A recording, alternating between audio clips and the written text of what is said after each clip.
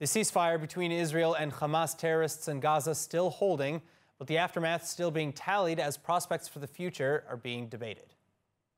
Gazan and Israeli civilians, particularly in the Gaza periphery, still rifling through the wreckage in their communities following 11 days of heavy conflict. Israel's Operation Guardian of the Walls responding to over 4,000 indiscriminate Hamas rockets with targeted airstrikes that left 12 Israeli civilians and 1 soldier dead, as well as over 250 Palestinians in Gaza, over 200 of whom were alleged combatants. Israel's 13th victim, 73-year-old Chava Vaknin, passing away on Sunday, succumbing to a head injury sustained during Hamas's shelling. The international community, for its part, though, mostly upholding Israel's right to self-defense while calling for the truce to progress into real talks.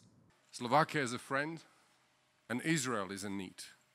Therefore, I want to say that we understand that for Israel there is no other option but to protect itself against covert attacks and rockets coming from Hamas. This must be stopped.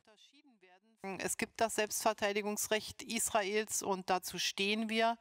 Und deshalb ist es auch richtig, dass Israel sich hier an dieser Stelle zur Wehr setzt und auch sehr massiv zur Wehr setzt. Aber auf der anderen Seite wollen wir natürlich auch dazu beitragen, dass diplomatische Versuche unternommen werden, eine längerfristige, nachhaltige Situation dort in der Region herzustellen. Die ist leider über Jahrzehnte nicht hergestellt worden. Das heißt aber nicht, dass man sich nicht weiter darum bemühen muss.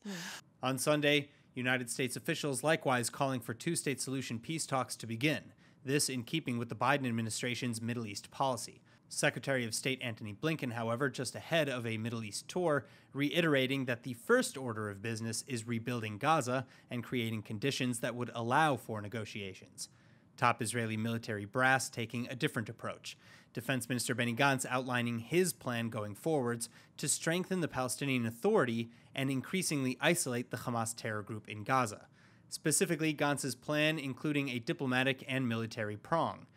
Diplomatically, Gantz advocating for getting friendly Arab nations, especially Egypt, Jordan, and those in the Gulf, to work with the Palestinian Authority as opposed to Hamas, even with matters pertaining to Gaza.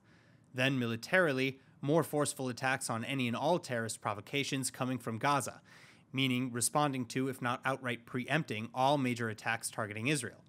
And finally, with respect to aid, Gantz's plan allowing for basic humanitarian aid like food, water, and power to flow into Gaza unimpeded as usual. But Gantz is conditioning higher-level aid like certain reconstruction materials on the return of Israeli citizens who've been held captive by Hamas for years.